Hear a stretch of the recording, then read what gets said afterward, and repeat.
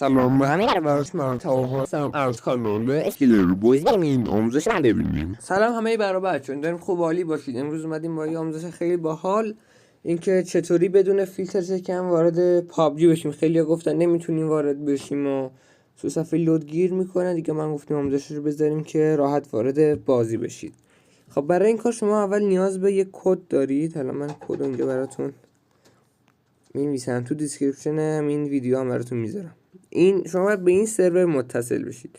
من اینو کپی میکنم، میرم توی قسمت تنظیمات. حالا ببینیم بعد کجا کپی کنیم که دی ان اس اون عوض شه. میام توی کانکشن اند شیرینگ، یه قسمتی هست پرایوت دی ان اس. میام تو قسمت پرایوت دی ان اس. وقتی شما وارد میشید اکثرا تو آفه.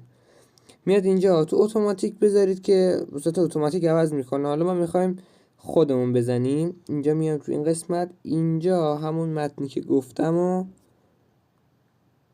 کپی میکنیم. اگه شما از یه چیز دیگه استفاده کردون https و اسلش و خطش رو حذف کنید، فقط همین یه تیکه سیو رو میزنید. وقتی که اینجوری شد میبینید الان زده دات اینجوری دیگه وصل. اگه زد مثلا نمیتونه وصله و اینجور چیزا، خب اون مشکل داره، یا باید یه تیکش اصلاح کنی یا اشتباه یا اصلا دیگه کار نمیکنه اینجوری. همین از این آموزش اون داریم که خیلی راحت وارد پابجی بشید. خیلی ممنون که تا اینجای ویدیو ما بودید.